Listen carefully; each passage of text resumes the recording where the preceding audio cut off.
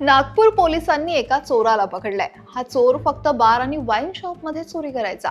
त्याच्या चौकशीतून समोर आलेली कहाणी मात्र अगदीच फिल्म स्टाईल होती।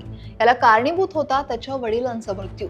काही वर्षांअगोदर त्याच्या वडिलांचा अतिमद्यप्राशनामुळे मृत्यू झालेला आणि त्यामुळेच त्याच्या मनात बार चालक आणि वाईन शॉप्स विरोधात संताप होता। बार आणि वाईन शॉप चालक स्वतःच्या फायद्यासाठी लोकांना दारू विकतात, लोकांच्या जीवाशी खेळतात। या संतापातून त्यानं चोरी करायला सुरुवात केली। शहरातील याच दुकानांना तो टार्गेट करायचा। राजा खान उर्फ राजा अमरावती उर्फ राजा सलीम उर्फ सलीम खान असे या तरुणाचं नाव आहे। त्यानं आतापर्यंत शहरातल्या 8 दुकानांमध्ये अशी चोरी केली।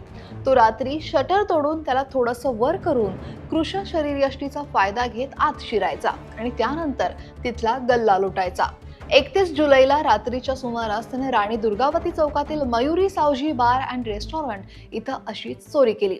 त्यानं तिथून रोख 36,000 आणि सिगारेटची पाकिटं लुटली। एकूण 40,000चा मुद्देमाल लंपास केला। सीसीटीव्ही फुटेज आणि तांत्रिक तपासाच्या आधारे पोलिसांनी राजाला ताब्यात घेतलं। त्यानं गुन्ह्याची कबुली दिली आणि आधी अंबाझरी, सदर, हुडकेश्वर या पोलीस ठाण्याच्या हद्दीतील दारूच्या दुकानात देखील चोरी केल्याची माहिती दिली। आरोपीचे वडील अतिमद्यप्राशनानं वारलेले, त्यामुळे राजा खान हा दारूचं व्यसन करत नाही, मात्र चोरलेल्या पैशातून तो गांजाची नशा करतो अशी बाब चौकशीतून समोर आली आहे। मात्र त्याची ही कहाणी ऐकून पोलिसांनी देखील डोक्यावर हात मारून घेतला।